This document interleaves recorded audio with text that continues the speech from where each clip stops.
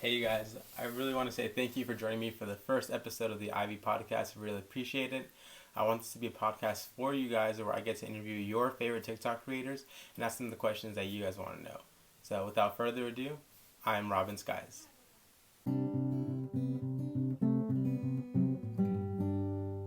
I guess, would you like to introduce yourself? Yeah, I am Robin Skies. Thank Is that all? Do you want you. to know more about me? um, from what I understand, yeah. Tell me a little bit about where you're from. What do you do? What got you onto TikTok? Yeah. Okay. I am from the Vancouver area in British Columbia. Um, I make music and comment on the world around me, and I got onto TikTok to initially promote my music, but I learned that people are more interested in my viewpoints and my opinions than they are in my music. So I kind of just put the two things together and made it work. That sounds cool. Um, Yeah. I do have a question because I did a little bit of research, and from what I understand, Robin Skies is not actually your name, correct? Yeah, yeah, that is not my given birth name. And why did you decide to go with Robin Skies? Because there was a dude who was making music under my name, that was his real name, I assume. And he had already established like a following and a brand, and he was fairly well known in his little world. And I thought, instead of trying to break into the music world with an already used name that's probably fairly common, I'll just come up with a different name. Uh, and Robin is my middle name, and Skies is kind of it sounded nice, so I threw it at the end. For sure, yeah. Yeah. Um, Another thing I wanted to ask is, as of now, you have around 40,000 followers, correct? A little bit over 35, Oh, but okay, yeah, a little. between 35 to 40. Okay, I'll probably be at 40 by the time that this is out. sounds good. And what would you say was your big break? Would you call it like your "I didn't mess up" video? Because I know that one has a lot of hits. Um, no, no, that wasn't my first. Because if we're talking like first video to ever go viral or like do big numbers, it was me reacting to uh, at one point a fairly well-known conservative uh, commentator. And he was basically going on this big ramble about how the impeachment was a joke, and how conservatives never did this to Obama. And I mean, I saw his point, like I got what he was saying, and I didn't completely disagree with him. I just thought he was kind of being a child. Uh-huh. So I made just a video of me standing there staring at the camera with the Canadian flag in the background, pretending to politely listen, and the caption just said, "Canadian politely listens to American complain," and it did like 150,000 views and a bunch of likes, and people were like, "Oh, you got him." I was like, "Oh, cool, okay." Thanks for showing up. Didn't seem too hard, huh? It was so stupid. It was such an offhand thing, and then from there on out, I just kind of kept doing random stupid crap. And here we are. Your hot takes got pretty popular, huh? Yeah, those are. I never knew that I would ever end up an internet personality who just says hot takes on the internet, but that's my life now. Yeah. So you kind of got started based off of American politics, but like you said, you're from Canada. So like, how well versed are you? Like, have you ever lived in America or anything like that? Nope, nope. But I am obsessed with American politics, or at least at one point in my life, I was obsessed with American politics. So I'm fairly well versed in American politics. Uh huh. But no, like the first time I ever went to the States was like 2018. I was like 23. What were you doing I went to Seattle for? just because I'd never been to America. I'd never left the country. Like, and I got my passport because I went to Israel a few months after that. I had to get my passport, obviously, to fly to the Middle East. So I thought, screw it. I've never left the country. I might as well just go down to Seattle. So me and my buddy drove down there, and it was weird. What was weird It about was it? it felt like it felt like Canada, but like everything was slightly different. Like an off-brand Canada? Sort of. and I guess Americans would think Canada's like an off-brand America, right? Yeah. Like, because it was like gas stations that looked familiar but different brands, right? Uh-huh. Like the flags on the highway had, bars and stars. It didn't have a maple leaf. It was um like large, like farmland, which I'm used to because there's a lot of that in BC, but like the farmland, just like the houses on it looked slightly different. It was just everything looked a little bit odd. Yeah. Yeah, I guess coming from being a citizen of America and California specifically, yeah, we kind of view Canada as just like America with some more free stuff in it, you know? Yeah, yeah. It's like America, just like a little smaller and a little bit more relaxed on government spending. Yeah. What intrigued you so much into American politics? I don't know. It's just American politics impacts Canada um, quite heavily. So like what happens down south impacts us quite a lot, and I didn't realize that until I was an adult. Um, and the 2016 election was happening, and there was a bunch of hubbub about it. So I started looking into it, and I thought, oh, this is really neat. And then I started to like really dive deep into it, and then I ended up, I don't know, just ended up being really really fascinated by like the system of government that America has. Would you how do you view it and compare it to Canada's? Do you think it's like what aspects do you like of it more or less? Uh, well, that's hard. It's difficult. Things that I like more about it. Um, I like that the system of governance seems like it is a little bit more accountable to the people, Okay. but I also dislike that it's a little bit less stable because our head of state is the queen, Yeah. right? So like doesn't like the prime minister, like Justin Trudeau, if the Liberal Party is sick of him, could just replace him tomorrow and there would be a new prime minister, Oh, okay. right? Like because it's just it in Canada, it's based off of a parliamentary system, right? So like um, to form government, you just have to get the most amount of members of parliament in the house, and whoever is the head of the party with the most amount of members of parliament is the person who is acting prime minister. Okay. And if, for example, Justin Trudeau falls out with his party, the party could replace him with someone else, and whoever is the leader of the Liberal Party is now the prime minister. So it's stable in the sense that the head of state stays the same, and the governing body is the the legislative assembly, the government body is parliament, but the prime minister just acts as like the first minister, the number one. That's his role. He doesn't really do much beyond that. Okay. Yeah. That makes So it's a little sense. bit more stable. Yeah. Yeah. Um, I have like three Canadian friends that I personally know, and Mm. from what they say is that in Canada, you guys just kind of like Justin Trudeau. He's just kind of there, and like it's a lot less temperamental, I guess, than in the U.S. because here it's like you either hate your politician or you love your politician. Yeah. Would you agree with that? Yeah. I would say for the most part, like of course there are those like hardcore like Trudeau haters, Yeah. and there are the hardcore Trudeau lovers. But like I didn't vote for him, but I don't particularly care that he's prime minister. Okay. Yeah. You Because know. as I'm sure you know, it's rather a lot of discourse down here surrounding that. Yeah. Which you guys need to chill out, man. Like it's not that big of a deal. I agree. Like whoever ends up as the president for the next 4 to 8 years, it's like oh, America will be fine. It's not going to fall apart. It's gone through worse. Definitely, and I think our as long as we stick to our system of government with our three branches and checks and balances, it can't go too far south, too quickly. Yeah, like honestly, if I'm being candid, my hope is that just like the Congress stays Democrat, the Senate stays Republican, and the president ends up being whoever the president is, probably Joe Biden. Yeah. The vote should be today for the Electoral College. Yep. Uh, and that would be perfect. That way, the Democrats can't push in any stupid bills that would be too divisive, and the Republicans can't do the same thing, and they can keep each other in check.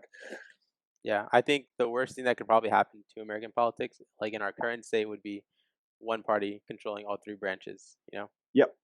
Yeah, that would completely be horrendous. Like that would just like that would be horrible. Yeah, That'd be like one of the worst things to happen. that would get rid of that would defeat the purpose of checks and balances and such. Yeah, at that point, and like the Democrats have talked about like stacking the Supreme Court, Yeah, and I was like, what? No, don't. No, you like I get why you want to do that, but geez, Louise, you're just chill out, man. Like, oh my god, yeah, chill. But and hey, I'm a Canadian. What the hell do I know? yeah, it's kind of crazy. It's something I don't understand is like it's so embedded into our media. That's all we talk about. To the point like celebrities who like you just sing. What do you know what you're talking about? Are like, Mm, vote for this person. It's like what? Why are you like advocating for you're a celebrity? yeah, exactly. Like it's kind of like entertain someone, do your job. Exactly. Yeah. Yeah. In one of your videos, you do talk about the American church and like the Canadian church, and you talk about the American church being so politicized. Why do you think that is? Um, I'm not 100% sure as to why it is. Uh-huh. They're like because Canada and America started more or less at the same spot, Yeah. right? We were both colonies of England. And then, in France and Spain to a little, like Spain, a little bit more held some of America's territory, and France held more of Canada's territory. But Yeah. for the most part, like three European powers. Um, but for some reason, like just we've taken completely different courses in regards to like the way that religion works. And honestly, I think the same reason as to why the American church is politicized is the same reason as to why every facet of American life is politicized, and it's because of the way that the American uh, ethos, I suppose you could say, like the spirit of America has been set up. Right? It's the idea that like everybody has the right to free speech, everybody has this right, everybody has that right. So they become they feel like they have an obligation to be like super hyper political or super this or super that because it's like, oh, I have the right to. When in reality, it's kind of like, well, no, like you don't. You have the right to it, and it is a responsibility, but you don't need to make everything about that. Yeah. You talk about that in like one of your vlogs, correct? And then so Yeah, you're kind of just getting at like you have the right to, but that shouldn't be like your singular personality trait. yeah. Like you should really like think beyond just the scope of like like of American politics and like what, and you should be able to have enough humility to be like, okay, I might have the right to talk about this, but I obviously don't know enough about it to talk about it, so I should probably take a step back and do something else or learn more. Yeah. I think. Um, Go ahead. no, no, no. Go ahead. Go ahead. Yeah. I think one of our biggest problems is we're a very ill-informed country. Hmm, Um, I think not enough of us do our research. I think it's becoming a little bit more prevalent given this election. But I think a lot yeah. of us still, especially my age, my generation, I'm 19, we get too much of our content from peers and social media because that's like our main medium. Hmm. And I think that's what's, Yeah. yeah, I think we're just a really ill-informed population, like my generation, and then in a whole, the country. Okay. Yeah, and that I guess that makes total sense, right? Too, because like if you are getting the majority of your information from like social media and from your friends, then it's watered down information, so it's not coming from the original source, and it's biased based off of what your friend or that social media person believes. So they're going to leave out some pieces of information. They're going to add some pieces of information that might not be true. They're going to spin it in a specific light, and the information that you're going to receive is going to be very garbage. Yeah, I think, yeah, definitely, that's definitely a good point. And media really here is really biased, and so they're gonna spin, like you said, spin it whatever way they want. I know personally, my friends and I oftentimes our political conversations will stem or like start at a TikTok video that we send to each other. I don't know if you're familiar with Marcus DePaulo. He's like a verified creator on TikTok, and he's like a journalist. He always wears that red shirt. Do you know who that is? Uh, No, but I mean, the For You page really is the For You page. Most of the content I get is just cursed memes and like terrible, horrible jokes. So, yeah, I'm not familiar with this guy. Yeah, but he's just an American journalist. He's covered everything from like Hurricane Katrina to uh one of the shootings. I think the anniversary was just yesterday, and Mm, he like oftentimes I believe he's left leaning, but you know our conversation regarding politics will start just from a TikTok video, and I I try to make sure that like our conversation doesn't end at the information that's just given there. That we can expand a little bit yeah. more from that. Yeah, I think that's fair. I mean, there's nothing wrong with starting your conversation with a TikTok video or an infographic. I mean, you've obviously consumed my content. You know, I've gone after the whole infographic culture recently. Hmm. Um, and I think it's important to note that like the reason why I have such a hatred for it is because it's often biased and it's often not good information, and then people share it, act like they've done something, and then stop the conversation right there, Yeah, right? a lot of virtue signaling. Yes, but the my major issue is not even the virtue signaling. Virtue signal all you want, as long as you're actually informed and as long as you're actually trying to have a conversation, Hmm. right? Because to me, it's like, yeah, the conversation started with a TikTok video. That's good, but have you like, did you broaden? And I assume you did. I'm not talking about you in specific, but like, did the person who shared the TikTok video broaden their horizon by researching opinions from both sides of the political spectrum, getting challenging themselves by, let's say they're a liberal, right? And we're talking about healthcare. Did they go and perfect? Did they go and watch Ben Shapiro for 10 minutes and get his position on the Exactly. argument, Yeah, yeah, yeah. right? And if they're a conservative, like, did they go listen to Cenk Uygur Hmm. from the Young Turks or Yeah, whatever? Like, Hassan Abi, I think it's his name. yeah, right. Like, how? Like, do you go to these people? Do you go to Vosh? Do you go to Crowder? Do you go outside of what you're used to? And if so, good. But if not, why? Yeah, Yeah, yeah, that's a really good point because oftentimes we're just stuck in our own little echo chamber of people we agree with. yeah, yeah. Which is unfortunate because like the main reason as to why the the the governmental structures of the United States want people to be divided is because in division there is power, Hmm.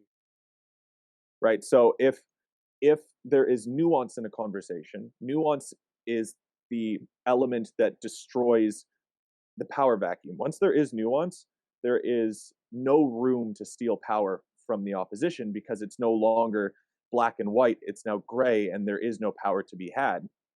So, political organizations, media, uh, politicians like Donald Trump or Joe Biden, they'll put things into the perspective of black and white.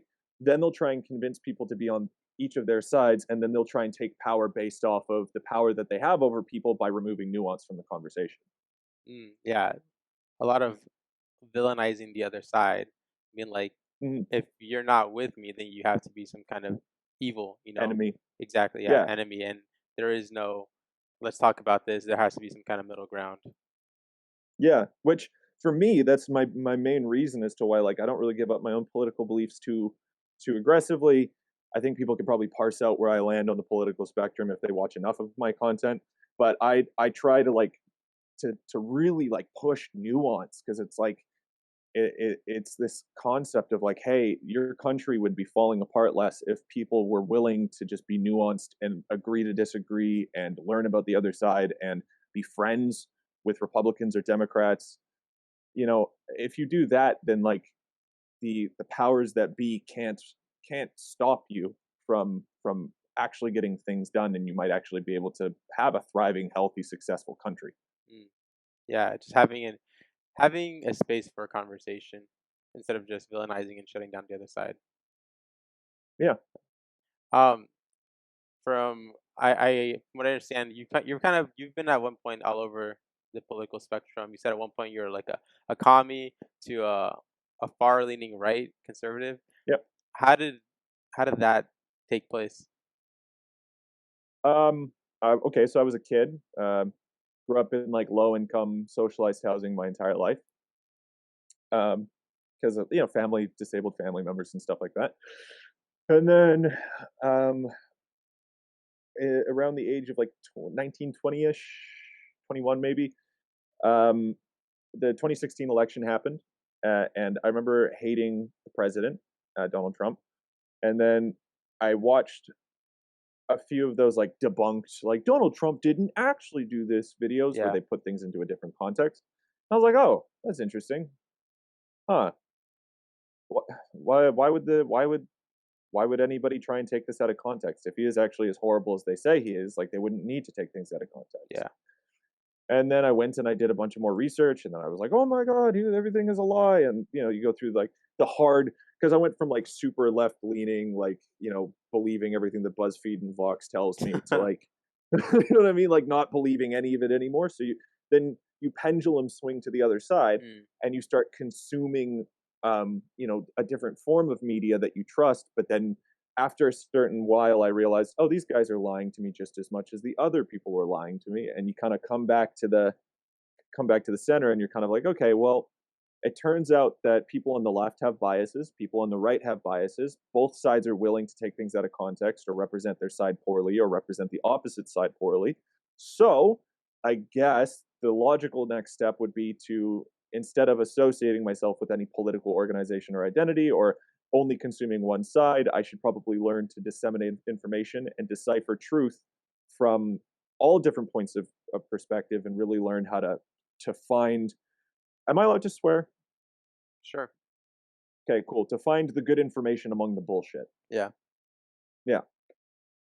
So that's kind of how it went. I'm not on that farther right spectrum anymore. I consider myself a centrist, and I'm happy to stay there. So kind of just parsing through the black and white to find the gray area. Yeah. Yeah. That makes sense. Yeah. Like, hey, healthcare is a good idea. America should probably have it. Yeah. There you go. That's not a very conservative opinion that I hold. That's cool. Yeah.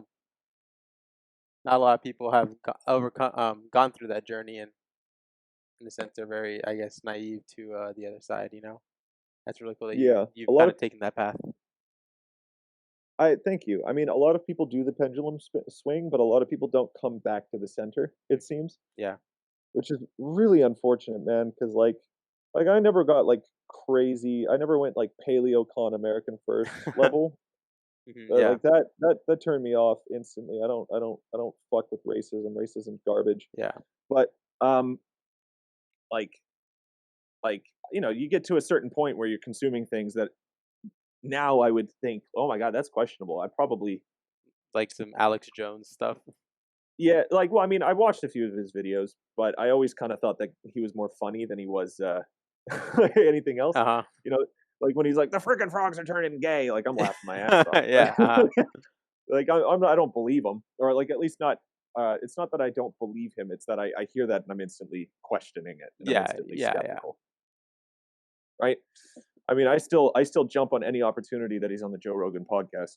Oh yeah, I'm definitely. watching that all the way through. Oh yeah, I was watching his last one. He's talking about the carbon dioxide levels and how we need to have like massive plans like they used to be, and it's whack stuff. And did you watch him on Tim Pool? He was on Tim Pool's podcast the other day, and it was funny because there was another guy that was on there. I don't remember his name, but Alex Jones sounded like the more sane person out of the two guests. that's that's rather impressive. It was really funny.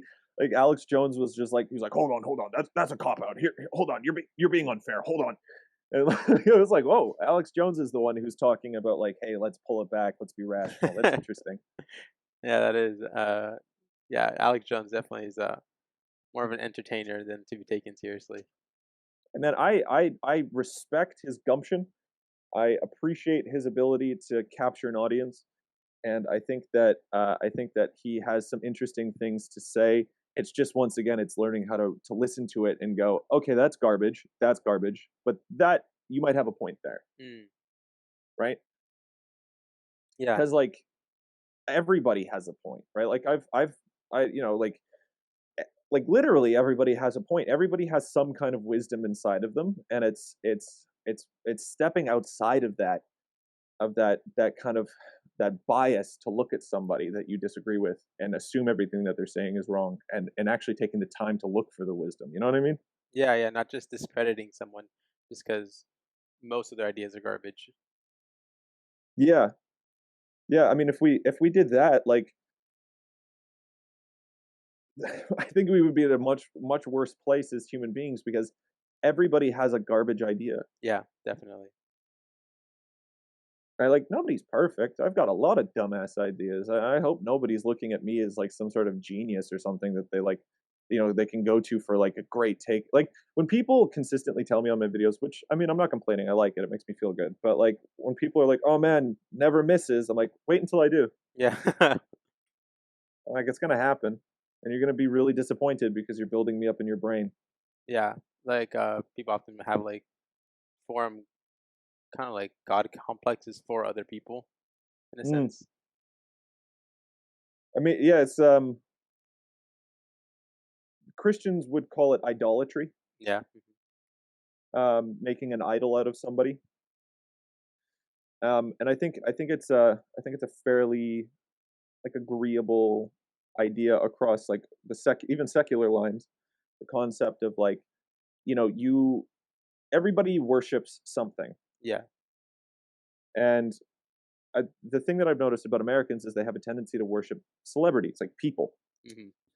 Um, Canada doesn't do that as much. I find that Canadians like we do some of us do worship people, but I think on broad, Canadians honestly, like, worship their identity as Canadians, and then a representation of that is hating Americans. Huh. Okay. Um, a big part of Canadian culture is being anti-American. Which it's always been that way because America and Canada are neighbors, and we've had a lot of, like, friction, um, up until, like up until probably like the War of 1812 when it all kind of like lit off. I know it was the English technically who ruled Canada at that point. It was the English versus America, but it's people who became Canadians like less than a generation later who went to war with the States, Yeah. right? Hmm. And there's always kind of been that animosity there. But in regards to the idealization of American celebrity, it's you know I find that Americans have a tendency to take a person that they see as like an ideal or an archetypal person, and then create a fantasy around them that is predicated on what they would want for themselves, like their own ideal version of themselves or their own ideal version of what a person would be. And they find somebody who fits this stereotype enough, and then they kind of like round out the edges and take their humanity away. And that's why it always hurts really, really badly when a celebrity does something. And I think to a degree, that's a lot of the reason why people feel the need to cancel them. Because they don't live up to what they portray them to be, and in and of themselves, like they're not living up to what they want to be themselves. Yeah, Yeah, that makes a lot of yeah. sense. Because like we as a society, like I'm sure you like the have you heard of like the Charlie and Dixie thing with like the chefs, like they were making fun of Oh, yeah. the private chefs food, like they're 16 and 18 or something like that. Like Yeah, why they're are we kids. holding them to such high standards? We would, us other normal people, if we were in that same position, we'd be doing just as dumb, if not worse, dumb stuff. You know? Yeah. Yeah, and the issue is part of it is the idealization. So when someone breaks that vision of who they are in the eyes of their audience that idolizes them, it hurts the audience. But there's also that other side which hates Dixie and Charlie D'Amelio because of their success and because of um, the fact that it's like, well, why is it them that's famous? Why not me? Mm, Right? And then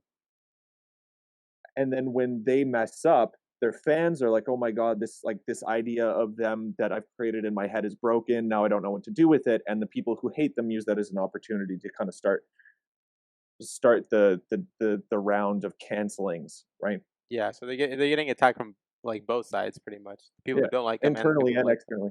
Yeah. Yeah, Oh wow, it's a lot it's of perspective you got there. uh, I yeah, I guess. I mean, hey, who knows? This might all just be bullcrap, but this is at least how I view the world. It's really cool. I know we were talking about religion a little bit. And from what I understand, you did 3 years in a Bible college. Yeah, approximately 3. and then you left that to become an artist. Why? What made you want to become a pastor, and then what made you not finish that? Like, was it one more year? Like, why didn't you just finish it and pursue pastoral work and um, music at the same time? That's a really good question. Um, I ask myself that often.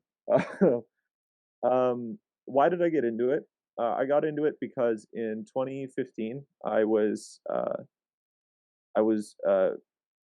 addicted to drugs, and drinking often and smoking often, and I wasn't eating and I wasn't taking care of myself, and I had just gotten out of a fairly abusive relationship. It was codependent, so like the abuse went both directions, and I was an atheist, and I had grown up in the church, but I never accepted it for myself. And then I left the church at 15, and then by 20, I was in a pretty horrible spot. I went to church. I felt God for the first time in a very long time, and I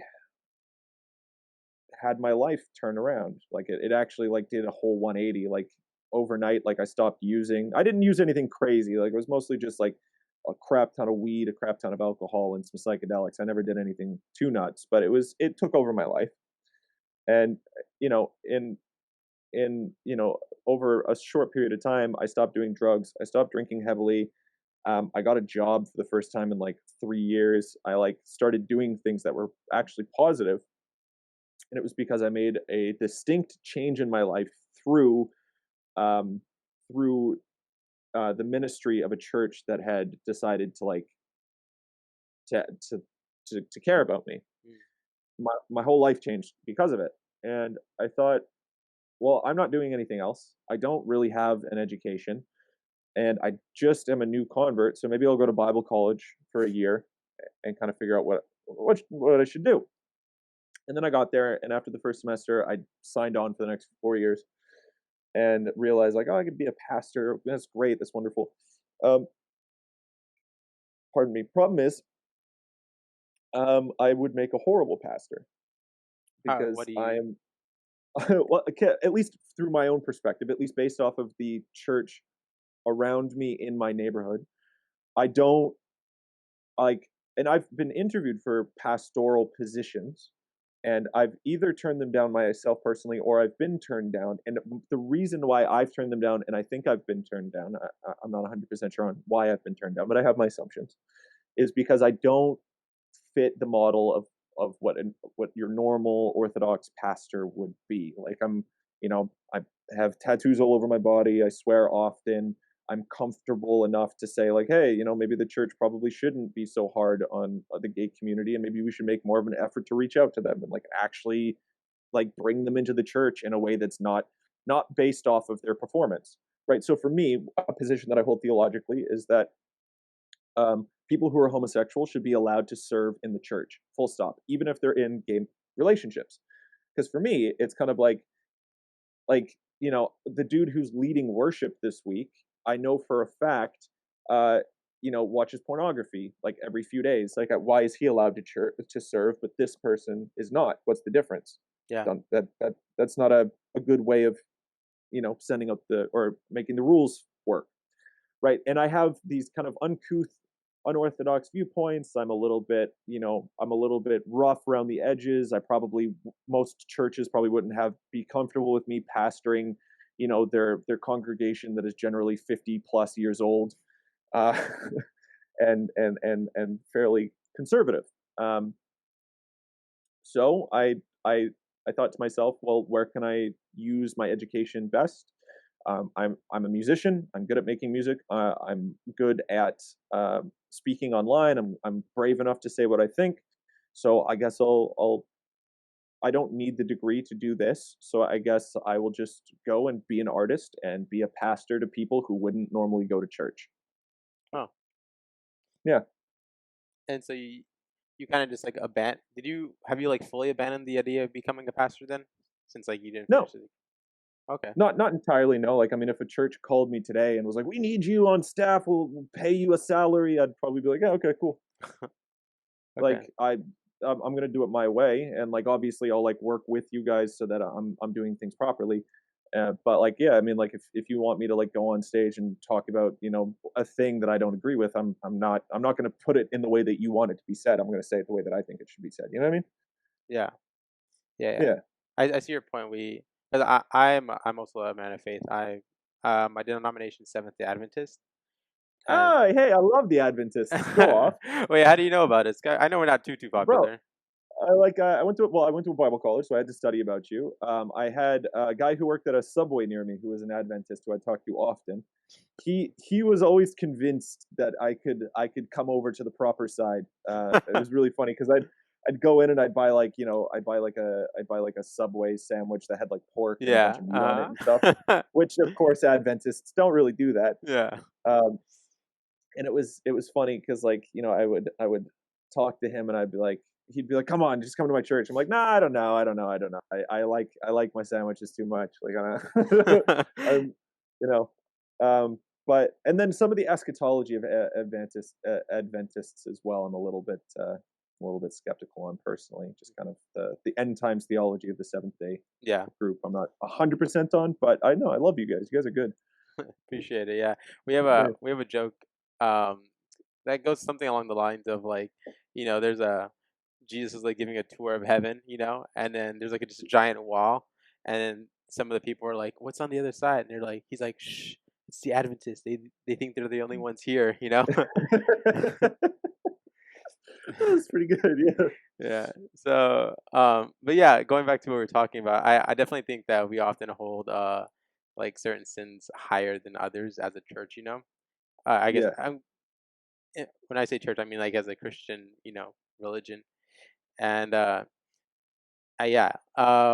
Wow, I forgot I was going with that, but yeah, I definitely agree. Oh, because I was just talking with another friend, and he was telling me how he read some statistic that like 50% of pastors deal with pornography. Hmm. And Yeah. yeah, that's just Like, something that we all deal with, and like they're supposed to be the leaders of our church, and it almost kind of goes back to what we are talking about with TikTok. We idolize them, expect hold them to a higher standard. They should be holier than me type of thing, but they're right there with us. They just happen to have studied the Bible in a formal setting. mm, yeah. And that's the thing is like people like I remember when I went to Bible college and I started going to church or going back like because I was at church the whole time, but like when I was going to church after people found out I was going to Bible college, people would ask me questions assuming that I would be able to answer them, Mhm. right? Or they would be like, "Oh wow, you're gonna be a man, a pastor," and "Oh wow, wow," and it's like, "What? I don't get like what? Like I don't. I'm not any different from you, man. I'm just getting a formal education in this. I could teach you this stuff like easy. Yeah, You know what I mean? Like I'm not special because like because I'm going into a pastoral role, and I think a lot of people have this weird view of pastors where they elevate them to this unholy like status hmm that they really shouldn't be at and is not good for the pastor at all. yeah, yeah, yeah. I mean, I look at like Carl Lentz from Hillsong, New York, right? Like my man's just got caught in an extramarital affair. Yep, yep. And I'm not going to pass judgment on that because, like, I don't know the situation, but I will say that his position as a pastor of a megachurch, being in the spotlight all the time, probably did not help in that area. I can agree with that for sure. You know, Yeah. which it's not. So it's kind of my mind is like, it's kind of like, man, protect your pastors by like not putting them in those positions. Yeah, that's a good point. Um, if you don't mind me asking, kind of, because you talked about how growing up, you didn't feel like you're part of like the people around you, and then even with like your own friends from church, given that like you're at a lower socioeconomic status than they were, like you kind of felt also distance from them. Like, did any of Mm, that play into um you becoming an atheist, or like why did that happen? yeah, maybe. I mean, there's kind of this thing. I think a lot of the me rejecting the church in my teens was because I saw a lot of the things that I still to this day disagree with, but I didn't have the wherewithal or the capacity to be able to to um to understand like, oh, okay, well, like the people around me that I disagree with, they just have different viewpoints from me, and that's okay, right? Which is why I'm such a big advocate for it now, like in regards to like kids not jumping into like politics or into like religion or into this or into that in the sense of like just getting an opinion, but like teaching them like, hey, like, all right, so like, Davey thinks this, and that's okay for Davey to think this, and you think this, and that's okay, and you guys can still like be friends and go to church together and like have a nuanced conversation about it. Because for me, the socioeconomic part it played a lesser role than the fact that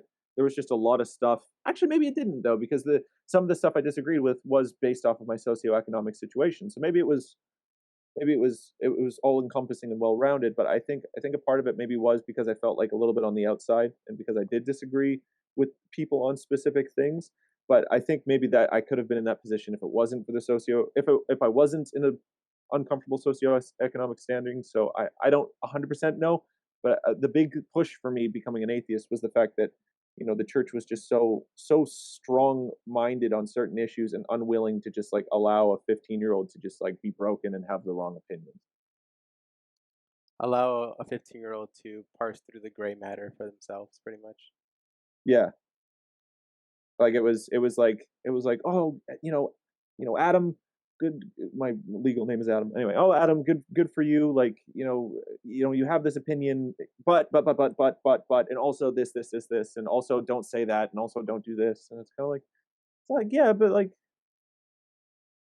but Was I don't agree. So was your Christian upbringing very legalistic?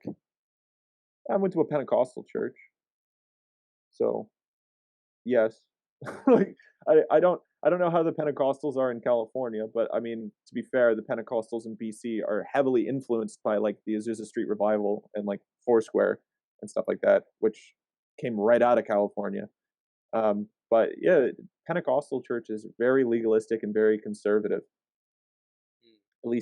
At least up here, at least when I was growing up.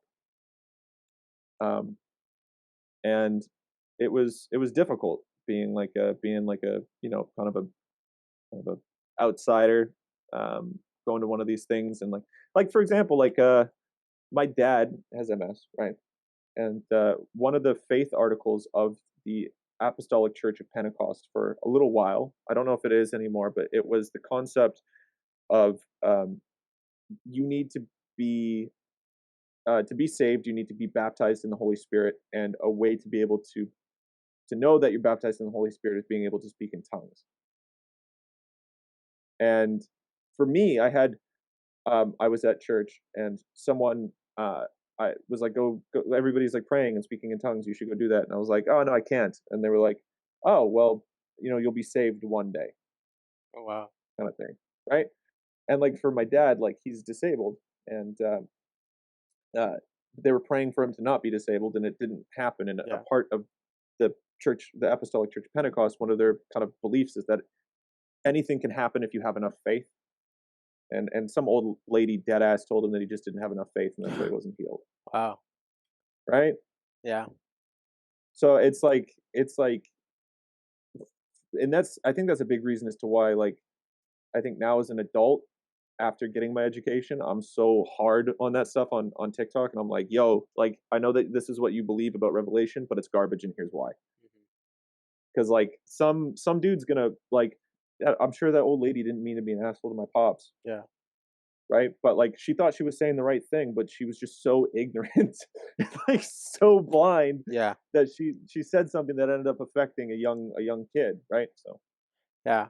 Uh, we can often be too caught up in trying to be, I guess, instead of politically correct, biblically correct, that we often yeah, like hurt the people around us. Because I know, I myself thought about becoming a pastor a little bit at one point, you know, and I was talking to my chaplain from my school, and he was telling me how, sometimes you have to give up the biblically correct position to just be a better human, And he was giving the Yeah. example how like in the Adventist faith tradition, we believe that like the dead know nothing. Like like when you die, you're just in the ground until the return of Jesus. Instead Hmm. of just like immediately be taking up, and like someone passes away and you're working at a hospital, you're talking to like like let's say the mother, and you're like, oh, he's in a better place. Like she can be like, oh, he's in a better place now. You're not gonna be like, actually, you're wrong. He's in the ground until Jesus, like that kind of thing. Yeah. So, yeah, being biblically correct can oftentimes lead to just the opposite intention. Yeah, 100%, right? Because like it's the question of what's more important, being pastoral and loving and caring and gracious in the situation, or being right. Yeah, And that's where nuance comes in, because it's being humble enough to say like, okay, well, I might actually be wrong in this situation. So it would be more wise and more prudent for me to choose the gracious step and just accept that they have a different viewpoint and just kind of cater to that viewpoint yeah, in this moment, because hell, I might even be wrong. mm, So there's no point in potentially hurting someone for information that I might be wrong about. yeah. Just again, wow, I've learned a lot. Just being really, I guess, mindful of gray area in our own beliefs. That Yeah. we don't have that black or white perspective as well. We may think we do, but we're somewhere in there too. Hmm. Wow. Um, you mentioned your father has MS, and in one of your vlogs, you also talked about how um you said your mom tried her best. Um, how have those two things how have your parents shaped your identity? Which I know it's like a big part of like kind of like what you stand for is finding your own identity. Yeah. Oh, jeez, that's a good question. Um, that is a very big thing that I stand for, is finding my own identity. Well, with my dad, he's really taught me like being okay. So like being raised by parents who struggled in different ways. I learned fairly young that life sucks and you just got to get through it. And there's a lot of freedom in the concept of bearing your cross and suffering with it, right? Yeah, So Jesus often says, right, die to yourself, pick up your cross, carry your cross, follow me.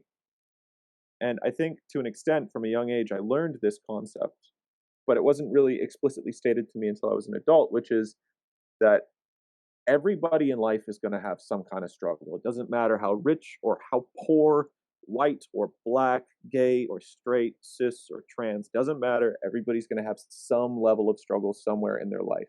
hmm, And that each one of us individually needs to pick up our own burdens, our own suffering, our own cross, and follow Christ. yeah, And that by taking responsibility for these sufferings and these burdens and picking up our cross and following Him, we will effectively be able to make the world a better place. And I think being raised in the environment that I was raised in was a crash course in that concept, because um, like realizing fairly young that my dad could go at any time. It's kind of like, oh fuck, pardon my language, sorry, oh poop, my my dad might pass away, right? But like, with my mom, it's kind of like this weird relationship that I have with her, because like she was a struggling single mom, and I was like this rebellious teenager. But learning like, okay, man, life is hard, so I either got to nut up or I got to shut up. Like I got to pick it up and I got to go, or I just got to pass away. Like those are my two options, yeah, right? There's no middle, like there's no, like I say this all the time to my girlfriend. Shout out Emma, love you. Hi. I say this all the time to my girlfriend, right? Like you can't don't worry about what's happened in the past. You can't change it. So instead of trying to sit here and figure out how to change your past, just go forward, mm, yeah, right? Because when people are sitting around being like, "Oh, but what about this? What about that? Or I did this, I did that," it's kind of like, "No, no, no, no, no. You're not moving. You can't go backwards. So instead of going forwards, you've decided to stop. Stop stopping. Just go forward, yeah, because it's not right? it's not going to change anything. Uh, me personally, I remember one time I was like really behind on this paper for it was my senior year of high school, and I was like, Mm. and my teacher like saw that I wasn't like stressed, like I was stressed about it, but like I wasn't like having one of those like mental breakdowns or anything, and she was like rather confused, and I kind of just told her like me worrying about it isn't gonna fix the problem unless I doing the paper is gonna fix the problem, and I kind of hold that mindset of like worrying about something isn't gonna fix it. You just gotta deal with it, kind of like You just got you to were do it. saying. Yeah. Yeah, yeah, and I think growing up in that situation kind of taught me that. But I mean, I had a chip on my shoulder up until like 2 years ago. Like man, I was angry at the world up until like 2 years ago. Even after finding faith, even after going to college, even after starting this whole faith journey thing, I still was pretty angry at the world up until a couple years ago. So like I don't have any ill will or hard feelings towards people who have been in that situation or are in that situation. Or you just angry at the hand you were dealt, given the circumstances with your parents, or Yeah, like it's kind of just like it's like this like kind of like, oh, you'd never understand, kind of like, oh, my life is hard thing. yeah, yeah, yeah. Um, but one of my mentors said to me, because I was complaining about the wealthy and the rich and stuff, and like how they would never understand. And I remember he said to me, even the richest people in the world still need Jesus. hmm And I really enjoyed your TikTok about how Jesus wasn't just for the oppressed, but also for the oppressor. Yeah, Yeah, I think that's a really key point that we overlook. Like he ate with Zacchaeus and he ate with uh the Pharisees. yeah, yeah. He healed I think it was the centurion's daughter, if I'm not mistaken. Yeah. Um, like, yeah, he was, and I mean, Paul is the ultimate oppressor, hmm right? Paul went around getting Christians and bringing them back to the synagogue and getting them murdered and stuff. And Jesus picked Yeah. him to build the church, right? So it's and in an era where everybody's talking about oppressor versus oppressed, everybody's talking about the radical change of systematic oppression and the end of all this stuff. Yeah, it's good and fine and well, and we should probably definitely deal with that. But also at the same time, we got to remember that the oppressors in air quotes, because I don't know how I feel about that term, but um, they're also people. Yeah. They They're also they're people. they're coming. They're the oppressor, or like the oppressor, because of some circumstance that they've been put into. They were given some kind of hand that put them in that place, whether for good or for bad, and they have to decide as people, is that something they want to continue in. Yep, and it's putting yourself in their shoes too, right? So like, let's take for example like a wealthy let's take Jeff Bezos, right? Jeff Bezos started at nothing, Yeah, and then he built an empire, and then he ended up in a position of great power and wealth, and now he's surrounded by a bunch of yes men and sycophants. He is surrounded by people who want his money, people who want to be with him for his money. He's now in a position where people hate him because he's rich, and now he's in a position where he feels like he needs to act selfishly. He feels like he needs to do specific things to protect himself, to protect his family, protect his fortune, because it's kind of like it's like, oh my god, I've gotten to this place and now everybody wants something from me, or everybody hates me, or everybody, right? And it's now I'm going to do things that maybe not be morally righteous, but I'm going to do it to protect myself. mm, And I think people at the bottom end of the political economic ladder can also understand that position, right? Because I know for a fact that's a position that people feel like they're in, right? Like it's kind of like it's like you know, I've got to fight. I've got to go to this protest and fight the power so that I can have what I need. I need to run away from the cops because I have something in my backpack that I shouldn't have, and I need to do something that is technically illegal, right? Resist arrest to protect myself and my family from me potentially going to prison. I have to um, I have to cheat on welfare, right? I have to get on welfare and then also get a second job and not declare that income so that I can feed my family. Like everybody, no matter where they're at, is in the exact same situation where they feel like they need to do things that they know are wrong to be able to protect themselves from the boogeyman and from the enemy. And for me, Jesus is the ultimate fix to that because Jesus says, look, love your enemy, talk to your enemy, get to know your enemy, and realize that your enemy is not your enemy, they are your brother, and that the true enemy is the enemy of all people. Yeah. Right? Yeah. We're all selfish just for different reasons though. Yeah. Yeah. Yeah. Not one of them is good, not one of them is righteous. All of their works are like dirty rags. Yeah. Yeah. Crazy. Crazy the kind of world we live in, you know. Hey The man, there's hope though. Yeah, for sure. I think there's actually a lot of parallels. Like what you were just talking about, there's a lot of parallels between the poorest among us and Jeff Bezos, you know? Yeah, Just that we're just coming at it from two different lenses. Uh I think so. yeah. Mm. So coming I guess now I just want to ask cuz you talked a little bit about like your identity and then growing up and you talked about how you had like a commie phase and political phases, religious phases. Where where do you stand now? And I know you've talked about how a little bit how in your vlogs how you feel like you're okay with yourself um and your identity. But do you think where do you stand currently in your process of growing, and do you see this as like another phase, I guess? Oh, that's a good question. Do I see this as another phase, and where am I in my process of growing? Um, I at in regards to the process of growing, where am I? I'm finally in a position where I'm genuinely okay with myself and I feel fairly self-actualized. Like I feel confident enough to say that I know who I am deep down as a person and that I'm okay with who I am deep down as a person. Is this just another phase? I don't know. We'll find out. Only time will tell. Yeah, only time can tell that, man. Like I'm sure that there's some aspects of who I am as a person right now that's just a phase. Yeah. Mm, I okay. I I, I think it'd be silly to say that I'm done. Yeah, for sure. Yeah, definitely. You're what, in your mid-20s, perhaps. Yeah, 25.